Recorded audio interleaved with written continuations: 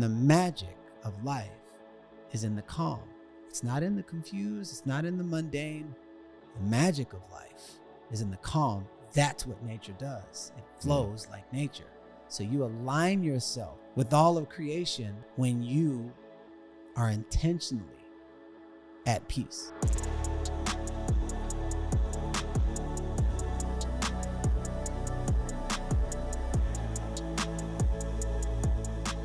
I recently read a book that I enjoyed so much. I said, how quick can I get this guy on an interview? The author's name is Garrain Jones, and he authored the book, Change Your Mindset, Change Your Life. The thing that stands out to me about Garrain and why I wanted to bring him to my community of entrepreneurs is because Garrain is just so him.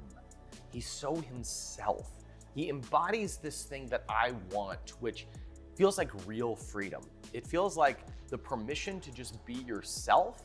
And as a result of doing that, money and opportunity just sort of flows. I crave that. I envy that.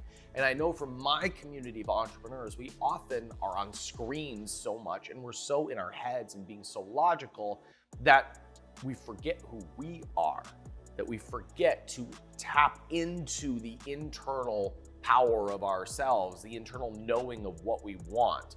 I know that sounds woo-woo and airy-fairy, but it's the knowing of who I am and who I want to be. And Garrain embodies that. And being around him makes you feel more like yourself. And that's why this was such a gift for the people who were there live in this audience. I hope that this conversation has the same impact on you as it had on those who were there in person. So everybody, this is Garrain Jones. Garrain, thank you for being here. Now, Thank you for having me. We've met before, but I know very little about your business. Yeah. And someone that I trust reached out to me and said, would you like to have Garrain Jones on the podcast? And I've never, ever in 10 years of having the podcast accepted an outside recommendation for podcasts. Never.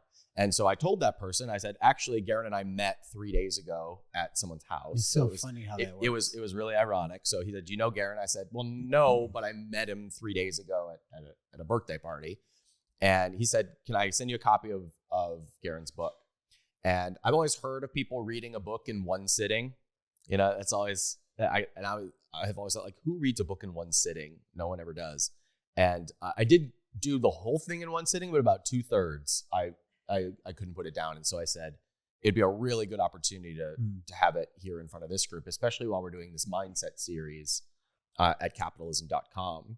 So, I mean, I can comment on the book, but I know very little about your work. So I was hoping that we could start there. Tell me why people come to you and the transformation that you take them on. I would say one of the biggest, first off, thank you for being brave enough to create platforms like this so stories like mine have a home. That means a lot because for a long time, I didn't think my story mattered. So I just want to say thank you. You're welcome. I'd say one of the biggest things that I'm known for is being able to live life in such a way that people discover their own freedom inside of themselves, permission to be that little kid that they left when they were like 5 or 6 years old. It's like spreading that joy. But what it takes to actually do that in this mundane world, it's work, overcompensation. My job is my identity. People forget how to play, how to love themselves. Yeah, none of us can relate to any of that, I'm sure. Yeah, and so entrepreneurs and business owners come to you to reawaken that part of themselves. Is that correct? All the time. They see me on the podcast or the TV shows or the documentaries. They're like, no, there's something different. I've seen, somebody, a successful person, there's something different. But then when you see, me on stage or any kind of groups that I cultivate, the cultures that happen and what happens inside of those people, there's a difference because you can see the result and the ripple effect of somebody coming into a container and then leaving and then remembering, oh my God, I remember I used to love to sing. I abandoned that part of me. And then when that person starts singing, all of a sudden they book more jobs.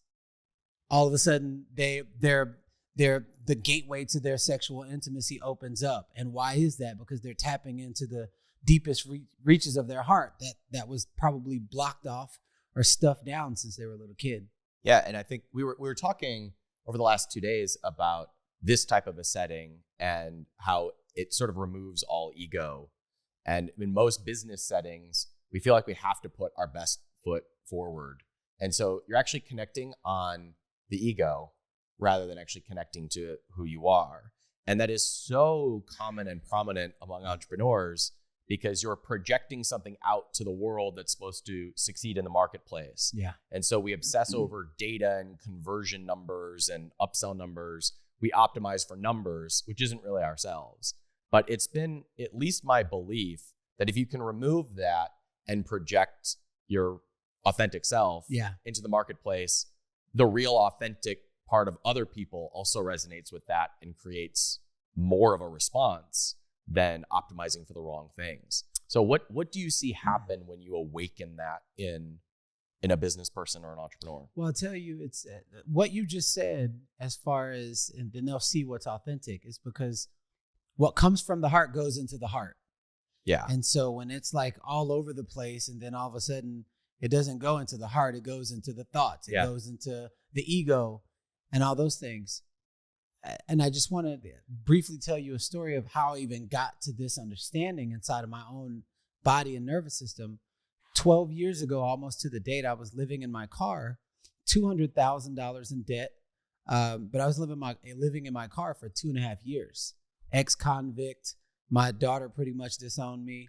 My girlfriend had broken up with me because I couldn't get my life together. And my mom was dying in the hospital. All of this was happening at the exact same time. Talking about rock bottom. It was like the rock bottom's rock bottom. And I remember it was November 2011 at 3:43 in the morning. And I just yelled out. I've always talked about what I don't want. I don't want to date this kind of person. I don't want to be broke. But I would always attract it. Then one day I just cried out, okay, I'm tired of fighting. I don't want to fight anymore. I want to be healthy. I want to be happy. I want to be surrounded by nothing but positive people. I just want to inspire people and I want to make a bunch of money, but I want the money to represent something that I passionately believe in that I would do for free. Just show me a sign. I didn't know what the sign was, but a week later, I'm at the gas station with my last $2. And anybody who lived in LA in 2011, 1 gallon of gas was pretty much the same as what gas is now. It's $4.59. Couldn't even get 1 gallon. Homeless guy walks up to me and asks me for money. And I said, you have more money than me. And he said, change your mindset, change your life. So I just want you to bookmark those words because I've heard personal development words my whole life, but something about those words and the energy behind it almost created something. It's like a conscious interrupt and made me think about my whole life. You remember the movie Sixth Sense? Yeah. When he didn't know he was dead. And then the moment he found out, his whole life flashed. So my whole life of lies flashed right before. So maybe my life is this way because of how I'm thinking. So I trained myself, and this is going to lead right into the question you asked, how to do the opposite in areas of my life where I'm not happy. That's how I got into personal growth. That's how I got into like just all the business, entrepreneurial, it's all the stuff I would never do. So my life is a direct flip from where I was 11 years ago. Now, I was so far removed from who I was as a little kid, which is where I was the most happiest. The opposite was instead of doing all these things that I was doing where I wasn't happy, anybody can and make money. How long can you keep it? Anybody can have a friend for a moment. How long can you keep them? There was something that I was missing. And my wife has this thing, when you're stuck, back it up, see what's in the gaps. What was in the gaps is what was missing in my life was everything that I loved to do as a child. I left it. I loved to sing. I loved to dance. I loved to motivate. I loved fashion. And I loved running. So I started running, singing, dancing, not for cool points, just because it did something to my heart. Heart is most powerful, gives off one of the most powerful frequencies in the world. So when I did that, I became the essence of what was in my heart. And that joy when living in that joy was my own personal freedom. And then by me being inside of that, other people were like, I want that too. Yeah. No matter how much money you make. I've seen somebody with all the money, all the girls, all the cars, put a bullet into his brain. One of the perks of living in Los Angeles, you're around celebrities all the time. I said, maybe I should rethink what success is, what happiness, what joy is. And this is where that whole childlike was birthed. Yeah, it's interesting. Most of us would say that freedom is one of our highest values. Would you agree with that? Most of us got into the game of entrepreneurship or business or investing because we were after freedom. And one of my friends and mentors, Jesse Elder, likes to say that freedom is the return to the childlike state. And and that's what most of us mean when we say that we want freedom, is we grew up and we had safety and freedom, and then we become responsible adults, and that means working for somebody else or producing or transacting or looking a certain way in order so one day we can return back to what we believe is the natural state. Yeah. Like the childlike state. Welcome home. And what compels me about some of the things you talk about is the return to that now. Yeah. They're like at 43. Like awakening that rather than pursuing that. Because I think it's the pursuit of that almost makes it elude you. Yeah. So would you walk us through how you cultivate that in someone? How, when someone comes to you, what do you do to awaken that? What's funny is you're using the word awaken, and the name of, like, I've done tons of retreats, but the name of my retreats are called Awaken the Artist Within. The artist is the little kid before life lifed you. And you Life lifed you? Yeah. Yeah. So you're passionate, driven, taking risks, full of energy. Dreaming. Confident. Big vision. Yeah. So I know how to teach people how to tap into that main line, because when you unlock that little kid inside of you, it unlocks a power. And the name of my company is called Artist Power Collective. So it's like artist power. So what I do is I'll ask somebody, I was like, what did you used to love to do as a kid? There was a client that I had the other day. She was like, I have the husband and I have the money and I'm doing really well. Something is missing. I was like, you got kids? Yep. Okay. If your daughter goes, mom, mom, mom, mom, mom, mom, mom, mom, for 20 years, what would the relationship be like? What would the relationship be like? Not very good. Why? They haven't been listening. They haven't been no listening. Connection. No emotional closure. I said, so whatever you loved to do as a kid, whether you like it or not, say, for instance, you loved swimming and you gave up swimming 20 years ago. But every time you watch the Olympics, you see a swimmer, that little itch, you're like, man, I used to love swimming. Let's just say the little kid inside of you is going, mom, mom, mom, dad, dad, dad, dad. And that little kid it's like a spiritual umbilical cord that's connected to source. And it's going, mom, mom, listen to me. But if you don't listen to a kid, after too long, it'll turn to yelling, it'll turn to rage, then it'll turn to silence. Yeah.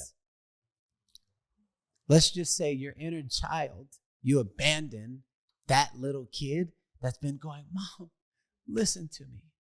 And then I told her, I said, that's what's missing. You forgot about yourself, so you're not connected to your spirit, the spiritual aspect of yourself. She starts dancing. I said, just do it once a week, and pretend like you're just embodying the energy of that used to give you the most joy and freedom when you were a kid. Don't just go dancing, because take your little kid out on a date. It's like, that's the artist date. You take that little kid on a date. She starts doing that. Within 6 months, she was like, I've never felt so free in my life. There was no amount of success that could give me what you did when you changed my life. I was like, I didn't change your life. I showed you a new perspective. You changed your own life. There's a part of the book that really resonated with me. And the book is called Change Your Mindset, Change Your Life. And the part that really resonated with me was you were talking about that in our young life, we have these sort of graduation points. And we go through middle school, then we go through high school, and you have 9, 10, 11, 12th grade. Then you go to college, and you're a freshman, sophomore, junior, senior. And then you graduate, And our perspective is there's no more checkpoints. Like I know so many people who say that once they graduate, it was like, there's no path anymore. I mean, I always knew what the next thing was and the next thing was and the next thing was. But what you said is that that's like the first test. There are next checkpoints. It's the next level of growth, the next level of life. And if you're spinning your wheels, then you have outgrown or are still getting the lesson of that grade. Absolutely. You're still getting the lesson of being a sophomore in life, and you're not getting it. Yeah. And it's learning that lesson before you can go on to 11th grade of life. Showing that you can comprehend the stage that you're at. Yeah, that's right. Yeah, no, it's wherever you're stuck at in life. It doesn't matter. You can have a lot of money, but you be stuck with a relationship with you and your daughter. You know what I'm saying? Wherever you're stuck at is your school. And if you keep failing the same test by approaching the same way, same attitude, life has a mysterious way to make you pay the same price over and over. Why does it feel like every year around this time, this same thing keeps happening? Because you probably keep failing the same alcohol test, porn test, sex test, drug test, insecurity test.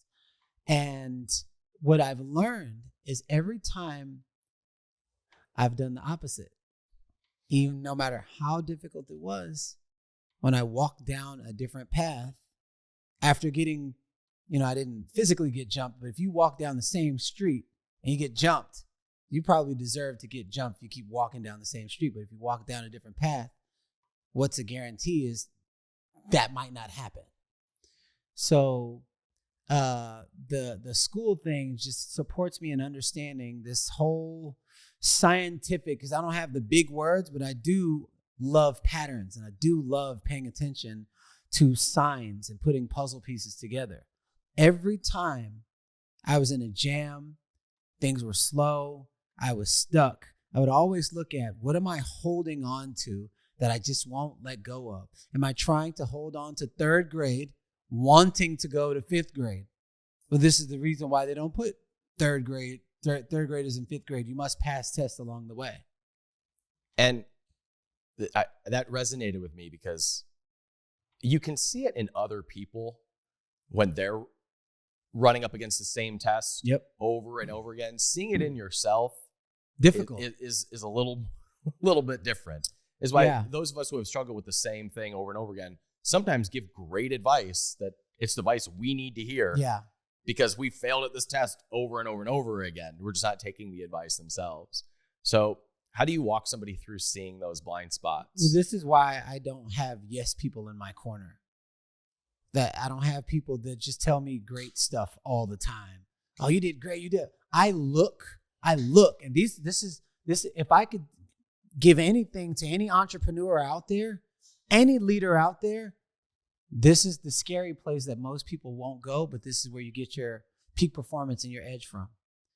After everything that I do, I always ask for feedback, but I don't ask the easy person. I ask the person that's looking at me like this. I'm like, so what did you like? I don't call it feedback. I call it feed forward, because I'm always going to take it and move the conversation forward inside of me. When people are afraid of hard conversations, I dive right into the heart of the belly every single time with my wife, with my business partners. I'm like, okay, what is it that you want to share? And I try to stay as neutral as possible. So for me, you can't see the picture while you're in the frame. So ask people who can actually see the frame of your life, which is people that are close to you. Ask your kids, ask your wife.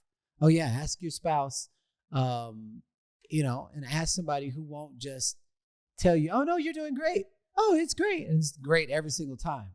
I don't keep a lot of those people in my corner because, there's a reason why exponential growth happens in every business I touch.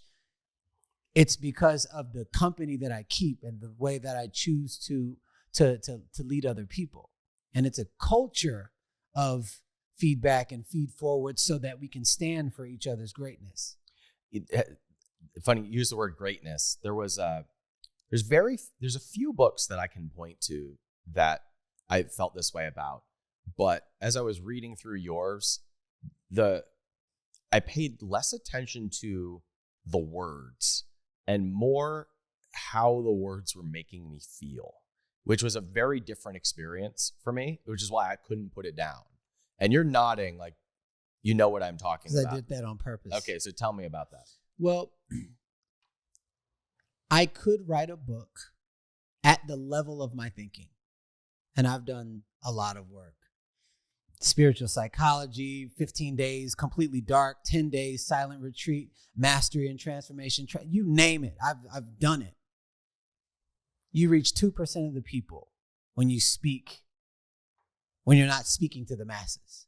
So I said, well, most people don't like to read. So how can I write a book that's coming more from my feeling than how educated I can make my words sound? Yeah.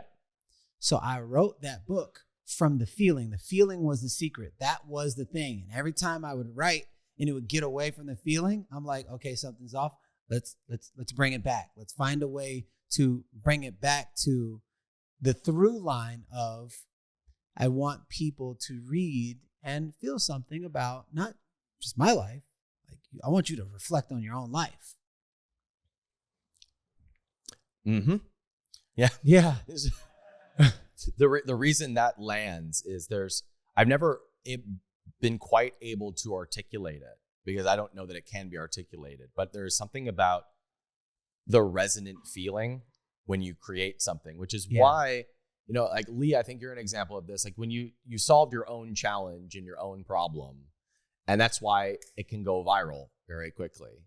And Evan, you had a personal challenge, and what you've heard me say this on podcasts before. This is why I don't recommend that people look at Amazon data to pick what product to sell, right? Because it's all in your head. There's no resonance to it. And I can't explain it.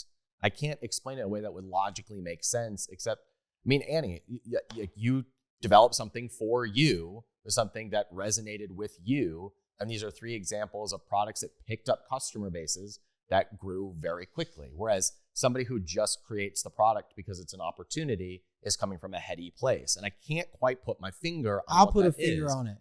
Put your finger on me, Garrain. I have a very, very structured wife. And I'm very floaty and spontaneous. I manifest everything that I think about. She's not like that. She's got just like, on this day, color-coded, PowerPoint, and this. And I look at that, it's like looking at the house of 1,000 knives. Yeah. That's entrapment. So if I'm in my feelings and she is heady, it is breakdown in the communication every single time. When I'm in my feelings, if you want to communicate with feeling, you got to go into the feeling. You meet the little kid in the feelings. If the mom, you don't be like, well, I think you should. You say, oh, I've made that baby. mistake before. Oh, baby, what's wrong? And you tell me this, and what else? And you tell me this, and what else? Is there anything else? And you tell me, is there anything? No. This is the same thing, because that same little kid is inside of every adult. So my wife, super structured. Me, super like flowy and loving and compassionate. She's got compassion. We like rub off on each other. So now I'm doing like PowerPoints and stuff, like a 5-year-old. So I know that if she's in the head, it's not a heart conversation. It's a head conversation. Now we're speaking the same language. She's in the heart, and I'm trying to have a logical conversation. She's not there. That's Japanese and Spanish. But if she's in the heart, all of a sudden I sink my shoulders. I'm like, oh, baby, I noticed that you're sad right now. I am so sorry for what I did, even if I didn't do it. No, because it's all about meeting her in her emotional state. Saying, I'm so sorry for what you feel that I did. Because her feelings are valid and they get to be acknowledged. So by meeting her into that, but that's what I did with my book. I wanted to reach the hearts of people, not the heads of people. So I didn't write a heady book. So you wrote it from the heart. I wrote it from the heart. Which often comes out in much more plain language than something heady and logical. Absolutely. And I could do that if I wanted to, but that's not the angle I was going for. Yeah, I mean, if you compare that to somebody like a Jordan Peterson, who's very heady and very logical, and his audience is heady and logical people, or people who enjoy having that stimulated. Yeah. Right. So there is definitely something to, however you are, whatever place you are communicating from, resonates with that in someone else. Absolutely. That same part of them, which is why I think that when you create a business or make an investment decision from that place, it sort of resonates with a very deep part of you and other people. Whereas I used to make almost all my business decisions logically and in my head, and now I try to make almost none of them from that, or I will use my brain to evaluate the emotional decisions that I want to make, or like spot check them, rather than be the first decision maker. And I think that is the kid-like, childlike state that we're seeking. Yeah. And I would guess that when you're working with somebody, they're so used to being in their head and making decisions from that place that dropping into their core needs and desires is something that's completely foreign to them. Is that the case? Yeah. And I work with so many adults, but I never see the adult. The whole entire time, I'm really focused on the kid. That's why I'm so good with kids, because I got so much practice with the kids inside of the adults. And then I work with the kids and I'm like, oh, this is the source, you know?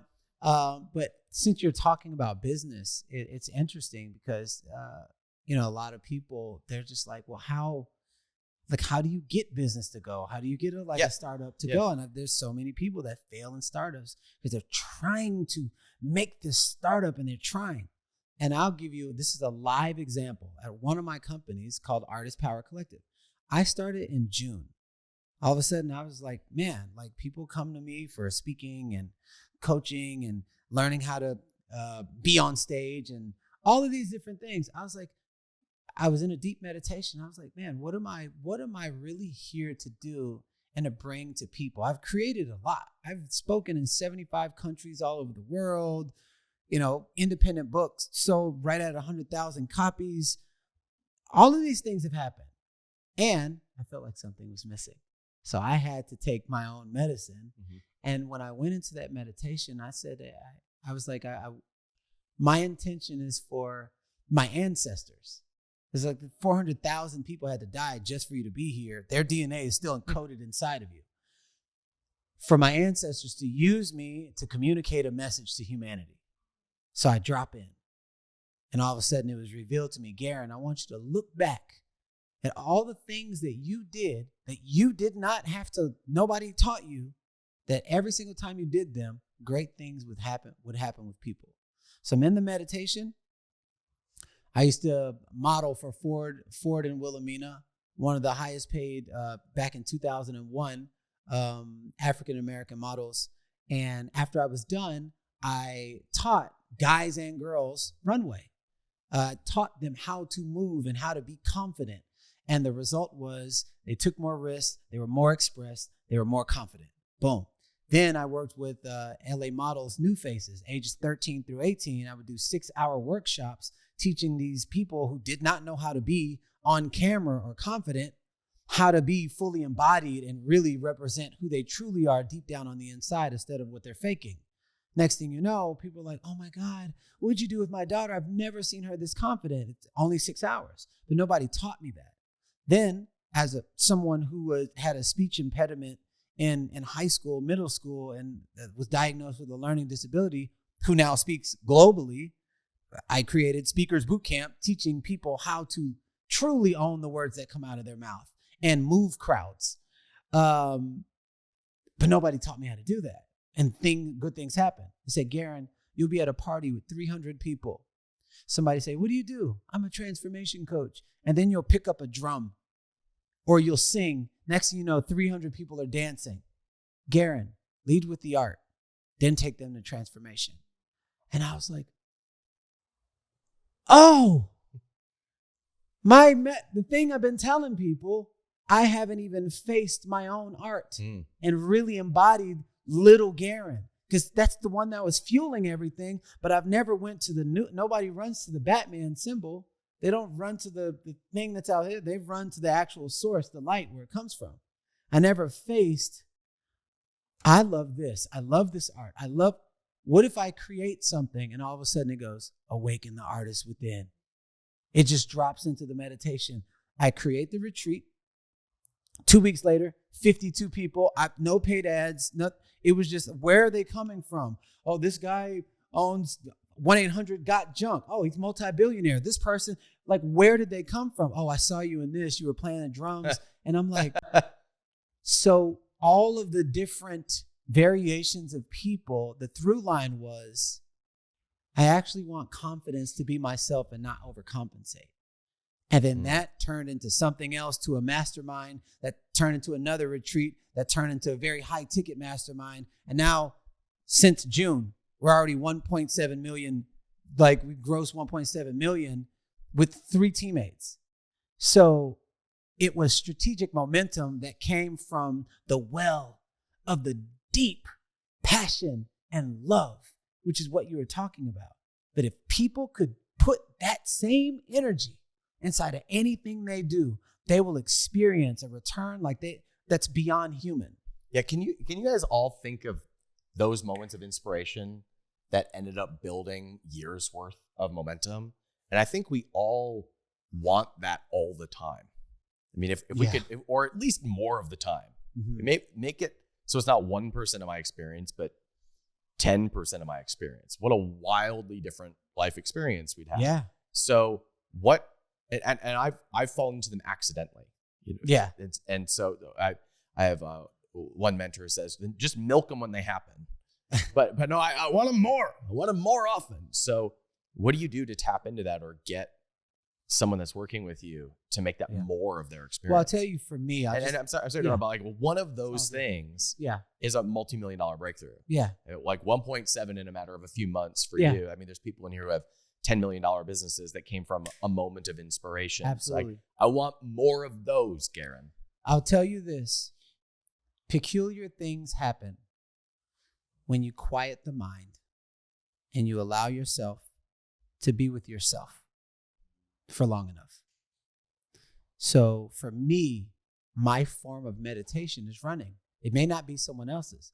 I wake up at 4:30 a.m. every single morning, and I'll go run 10 miles. There's no lights in Barton Creek. It's just dark and then noises. Woo! So I go running. But see, I don't go running for the sake of abs or to prove something or be like, look at me, I'm running at 5 a.m. club. Like, I go, and this is all for me. But then the part of me that then starts to take over, it's like the heavens opens up and a portal opens up and downloads every single day. Songs, book ideas, everything, because it's my form of moving meditation. And everybody has access to it. You just got to be able to seek yourself and learn why you're so joyful. You go swimming and all of a sudden you're like, man, every time I go swimming, I just feel good. Oh, try swimming all the time. and see what happens when your subconscious mind starts trusting you again. Because when it starts trusting you and then it's connected, you become aligned. Now what happens is it's almost like plugging yourself into nature. Anything that's a part of nature benefits from its resources. So roundabout. I feel like you want to ask a question. You mentioned this idea of quieting the mind. Yeah. Right. And most of us are run by our monkey minds most of the time. I think something we've experienced in this room is, I know this was true for me. Tell me if it was true for you. How many of you first day had monkey mind going? Like, what are people thinking of me? Or I don't know what this group is. What did I even buy? Like, what are we doing? And I'm sitting here going, they're bunk beds and there are towels and everybody's going to think I'm a freaking idiot. What am I even doing here? Why did I launch this? I mean, that's my monkey mind. So, all right, okay. But day 2, like end of day 1, middle of day 1, and definitely today, it's like, I'm just settling in, right? We're just hanging out with like our people now. Do you guys feel like that? 2 days in, yeah, we get 3 years of this. How cool is this? And so there's now the mind is starting to quiet. The monkey mind is starting to quiet. And now, are you guys getting just a bunch of ideas? I could do this. I could do this. And all of a sudden, the fear part of my mind that's worried about what people think of me, or is this thing going to work, or looking good publicly, it's turned off. And now I'm just starting to think like, what would be fun? Well, that would be a good idea. Oh, I should partner with so-and-so on this thing. Oh, we could collaborate on that. Would be cool. It'd be really cool for us to connect and do this thing. And that is the real authentic self starting to go, hey, Dad, I got an idea. Yeah, and, hey, Dad, and here's the play thing. catch. If you don't honor the little kid who comes home with a report card, wanting gratification, wanting instant gratification, you wait 5 days and you walk by the report card, and you keep walking by the report card, and then you say, oh, by the way, congratulations on your A. That kid will be deflated. Same thing happens to your nervous system. But one thing I wanted to touch on is a big practice of mine is breath. Your breath is your life force. And a lot of times we take it for granted because we breathe every day. But it is actually your life force. So what I tell people, hold your breath. Don't let go. And I want you to experience in your body what it feels like when you hold on to your ideas, when you hold on to your gifts, when you hold on to your secrets, when you hold on to that book idea, when you hold on and hold on. We weren't created to be keepers. We were created to be givers. That's why we have holes all over our body. Sweat comes out, blood comes out, poop comes out, like throw up. It all comes out. So when you hold on, what you feel if you held your breath for 1 minute and 30 seconds is actually what's happening to your life. So I will share that so they can get that physical embodiment of what it's like. That's a really vivid analogy. Yes. Yeah. I will share that. And then I will say, now you know the power of the life force inside of you that is designed to flow like nature. So I train breath. So most people, they'll go, oh, I'm going running. I call it breath training because what I do, instead of thinking about the running and all the other stuff, what I do is I'll breathe for the first 3 miles just through my nose, but count 3. 1, 2, 3. Count 3 going out. 1, 2, and it's difficult. But if you can maximize going while you're running, by the time you're done to your regular breath, the how calm you will be is it's second to none. So I have a cold plunge that's at 36.3 degrees. As soon as I'm done, I go in there for 6 minutes. But you go in there, you're like, I go 2, 3, 2, 3. Then I go in the sauna, 2, 3, 2, 3. Me and my wife are at it. 2, 3. So I take myself, and this is how you learn range. I take myself intentionally through all of these different scenarios. So when it goes back to my regular breath, under every state, I can always be calm. And the magic of life is in the calm.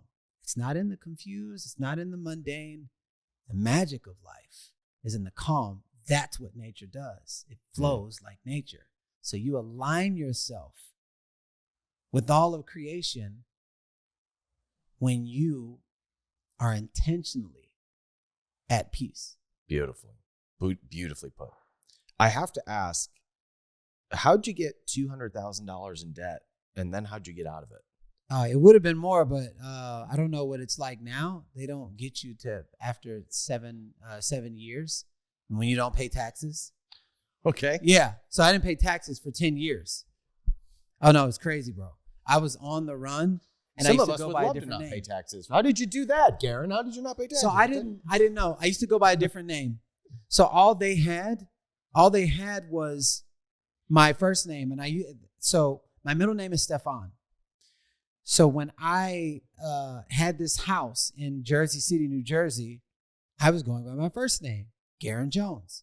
Well, then from that point on, I just used Steph Jones, which was an alias for everything for the next 10 years.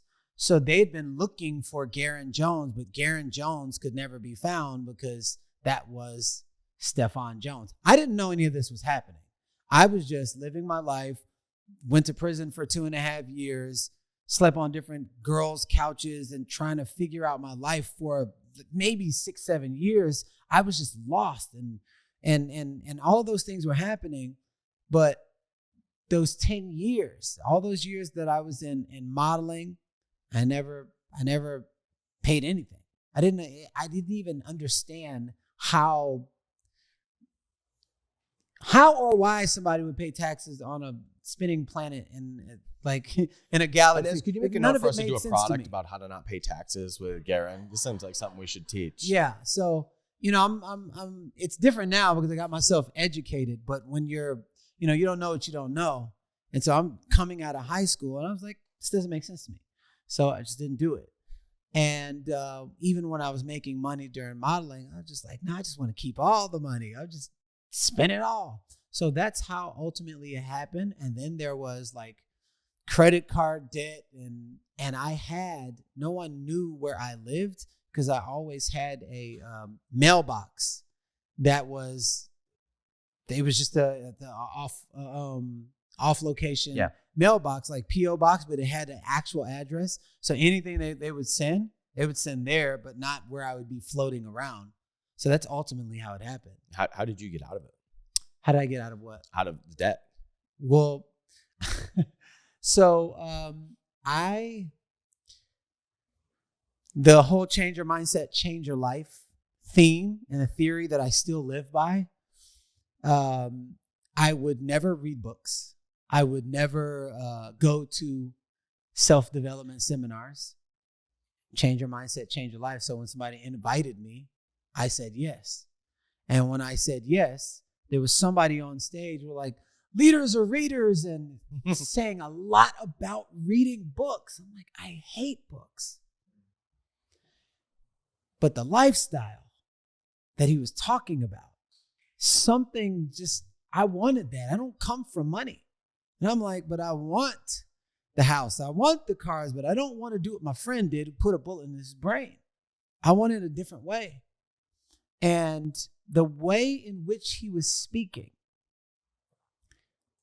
I tried to disregard it, but there was something about it that my soul was connected to. And so I just started reading the books. I was paying attention to John C. Maxwell, Jim Rohn, Napoleon Hill. There's a book called Think and Grow Rich, but then there's another book that a lot of people don't really know about called Grow Rich with Peace of Mind. I was like, I'm actually more drawn to like grow rich with peace of mind. Because if I ever make a lot of money, I actually want to be peaceful and humble. And it taught me all these formulas. So by me doing that and being introduced into the health and wellness community, which I wasn't healthy, nobody in my family was. My mom was obese. My brother was overweight and obese, like everybody, except for my aunt, but she wasn't healthy. Nobody knew anything about nutrition. And so I was introduced to people that were speaking different, moving different, thinking different, talking different, reading different. And I'm like, I don't know nothing about this health conscious anything. And then I did.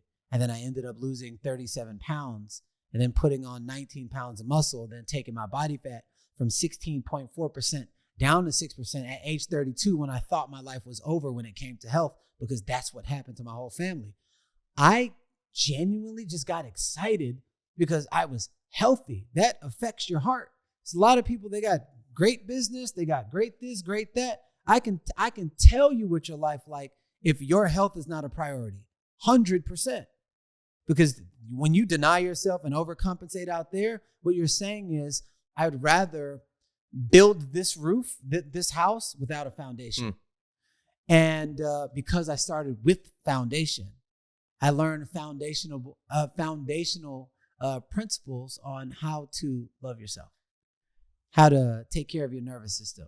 And then the entrepreneurship came, and then I started learning about business because of the culture and community that I stayed around.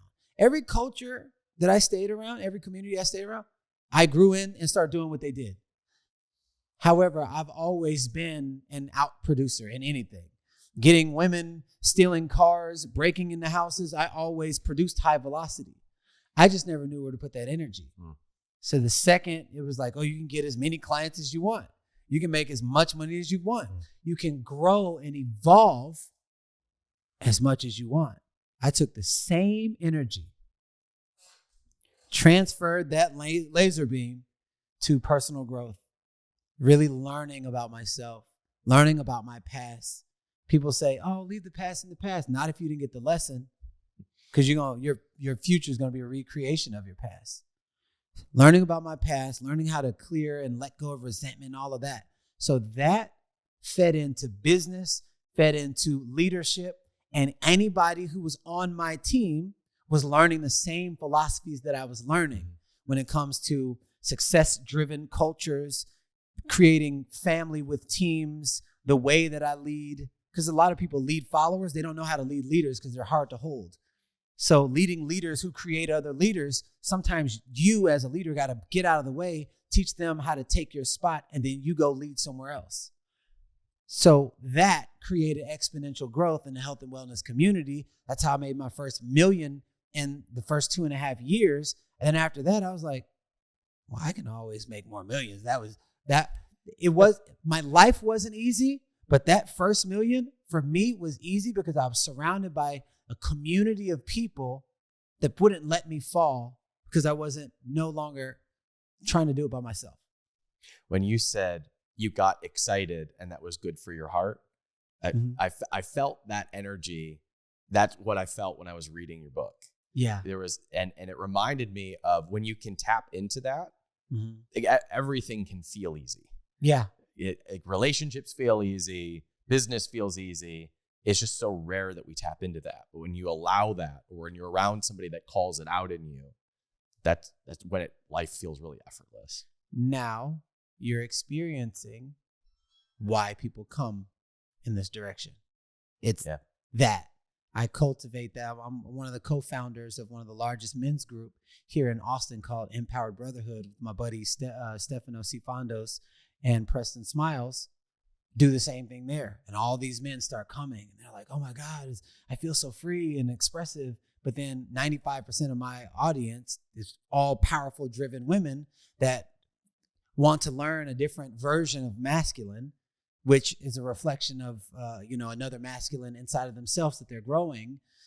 It's all the same. I'm coming from the same place. Yeah. They're just coming for a reason, learning about that aspect of themselves and seeing me as a reflection of what's inside of them. Beautiful. I want to turn it over to you guys. Do you have anything that you want to run by Garrain? Go ahead. Did you give the homeless man the $2? No, I didn't. No, but he gave me the $1 million idea. And I went back and looked for, I feel in my frame of thinking that was my angel. 100%. I was like, ain't nobody just going to look at you and be homeless and be like, change your mindset, change your life, and then walk away. But that was the name of my first company. So every time I would write somebody a check, it would say, change your mindset, change your life. And it was like the gift that just kept giving and giving and giving. That's cool. Okay, Gary. Hey, Garrain, when you had that deep meditation, that deep vision that you had, did you go into that meditation like asking your higher power, asking the universe for some of the answers that some of the questions you had?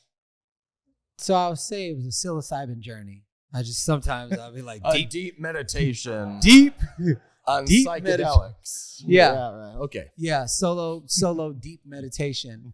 But it's all about your intention. My intention was to discover, one, what was in the way of me being able to express myself fully. I always want to meet what's in the way, and I'll be like, hey, I want to be successful. No, I want to know what's in the way of why I'm not there now. And then it took me straight to a moment when I was 4 years old. And then my mom said, pick which parent you want to go with when my parents were separating. And I remember dreading not making decisions. So in that moment, I realized, oh, that's why it's difficult for me to make decisions, because it's associated with dreadful energy. So once I met that, and then I said, you know what? I forgive myself for holding on to this energy my whole life. All of a sudden, it opened up my channel to be able to receive like divine information and ancient wisdom. And then once that opened, that's when the conversation with my ancestors then start tapping in. But I really wanted to know, like, use me to communicate a message to humanity. And the intention is the big thing. so many people focus on the result. When you focus on the intention, now you know what car you're driving in to even get to your destination. The seed, the intention is the seed that takes you to the result. And so I would say the more specific the intention that is meaningful to you will have you get your intention every single time. You're welcome. Good, Evan. Thanks, Gary. There's a lot of different ways to sit in silence. When you said that, it stuck with me. Where did you learn it, and what is your process for sitting in silence? Do you have one? It's a good question. Well, I'll tell you, because I sat in silence for 10 straight days and dark. So that I see nothing, know that I was completely unplugged, so completely dark, completely silent. But when you do that after a while, your mind starts formulating different pictures than the ones that you see when you scroll on your phone and you do all of that. So when I was sitting in silence, it came all of these different variations of what silence means. Like when I'm swimming, it's silent for me. It's like but it's not like human context silence. There's something that happens when I swim and I feel like I'm in my mom's womb there's like a birth about to happen. So there's a different frequency that I carry when I'm swimming. I've done like Ironmans and all kind of things like that. And it's like when I'm in that water for 3 miles or 2 miles or even in my backyard, ideas start flowing through. So I think finding and like really seeking is like, you know what, I feel driven to go to this art show, or I feel really driven to go paint, and see what happens when you don't have music, you don't have your phone, you don't have TV, or you're scrolling, and it's just yourself in the art, and they start communicating. Because when they start communicating, what happens inside is like the overflow. I pour water into that and I keep pouring, it'll eventually reach its tipping point and then it'll spill over into the next container. Silence in something that's really connected to your heart does the same thing with ideas. But most time people pour in, they pour out. They pour in, they're like, oh no, that won't work. Oh no, they pour in, pour out. But if you just be the observer, you start noticing, like a little kid. You're like, oh, wow. Yeah, I can climb 10 miles. And you really approach the thoughts while you're intentionally choosing to be in silence.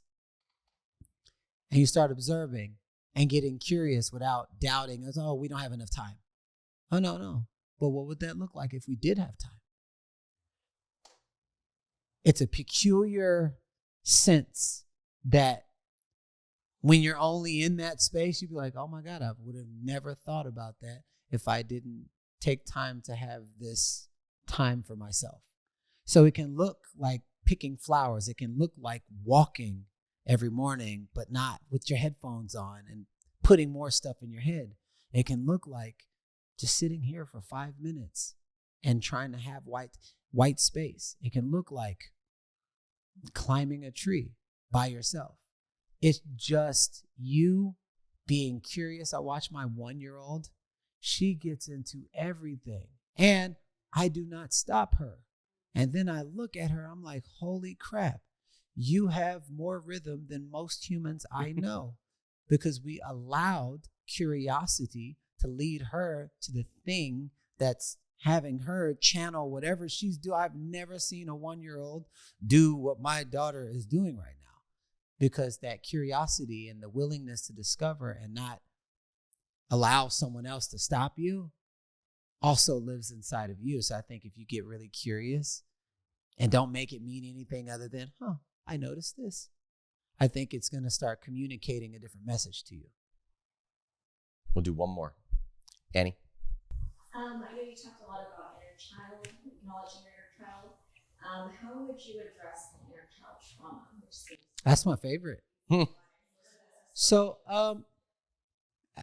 I don't typically use the word trauma. I think the people who created words knew exactly what kind of spells that they would cast on people when they created words. Because they say, even in the Bible, they say that in the beginning there was the word, but the Greek meaning for word is sound and vibration, feeling. And I think that if you can go underneath the actual word and go to the feeling, what I typically do when it comes to things that have happened. I was molested when I was 13 years old. My dad touched me when I was 4. I learned about porn when I was 4. My brother used to bully me all the time. Every time I was trying to be myself, and his friends would like take interest of me being myself, and my brother would beat me up. So what does that say? Then it's not okay to be myself. So I'll get beat up. So I'm gonna be what everybody else wants me to be. So I had to deal literally with all of that. I think that people don't understand the value of what it's actually doing to their life by not letting go and allowing yourself to forgive whoever did what, forgive yourself, and letting go of resentment. And I'm going to share a quick story. A few years ago, my face was the size of Thanos's from Avengers, and I went to the dentist, and I'm like, it was the most painful thing ever. And I said, what happened? It was like, you got to get a root canal. I said, how is that possible? I already had a root canal 15 years ago. They said, whoever originally did the root canal didn't get it all the way to the root. So you've got 15 years worth of infections that is showing up on the surface. So while the most pain of my life, I'm having the biggest epiphany of my life. I'm like, that's why she broke up with me. Because I haven't cleared that energy with my mom. Because I still resent my dad. And it just carries over in different variations. You pluck a weed from the top, it's going to grow right back. You pluck it from the root, now you can plant something else. So when it comes to the trauma word, what I do is I'm looking for things that could be blocking me from experiencing a very fruitful and expressful life. But the way that I treat trauma is I call it that part of me that I have never allowed myself to play with. And it's on a playground. And if there was a bunch of kids on a playground playing, and you see a kid that nobody wants to talk to, would you go and talk to him? You go talk to him. Hey, what's wrong? And you'd get curious. What's wrong? Nobody wants to talk to me. Why doesn't anybody want to talk? Well, I want to talk to you. No, excuse me. No, I don't want to talk to you. Why? What happened? Well, he did this, and you'd get curious. And you'd come from a place of compassion, not wrongdoing, or you did this, or blaming or shaming. Curiosity. And so a lot of times we work on, from the adult on, we work on the little kid. But we rarely work from the little kid, the energy of the little kid, to the adult.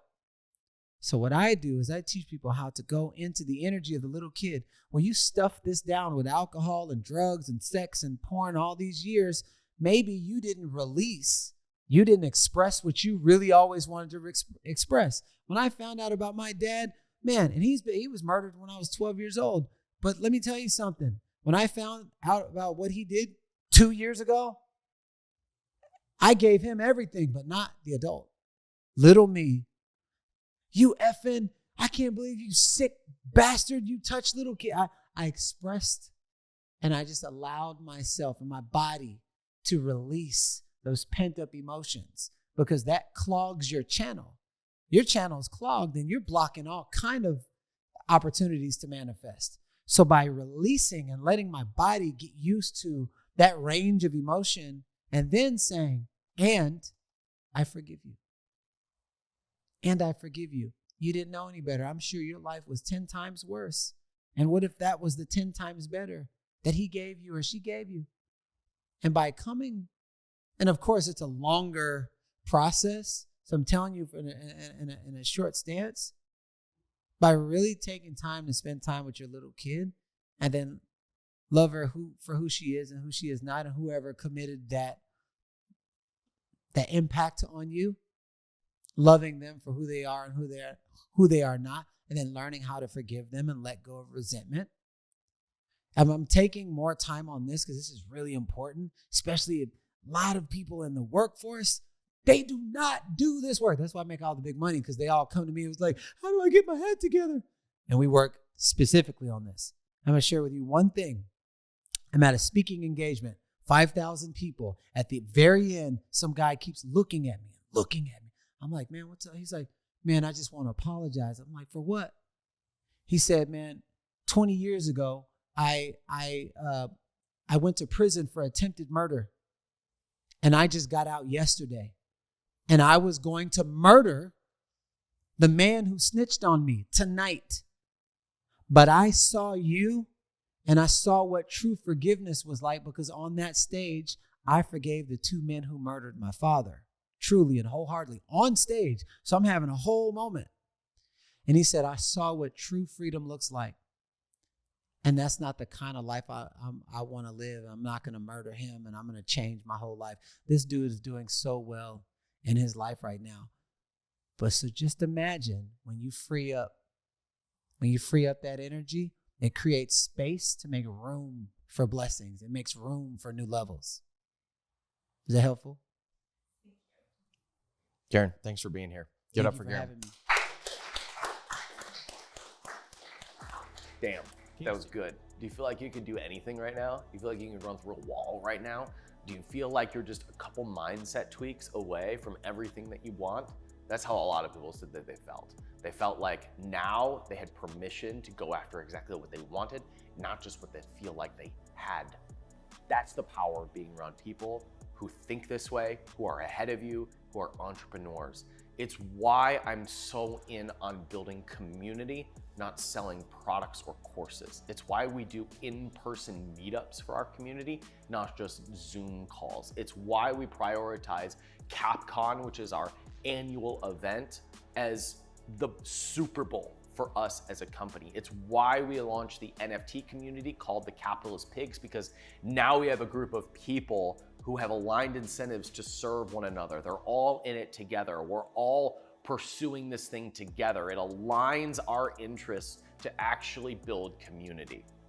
That's the power of what happens when entrepreneurs come together. And that's what we do here at capitalism.com. I'm Ryan Daniel Moran. I'm the founder of capitalism.com. Thank you so much for watching the video. I'll see you next time.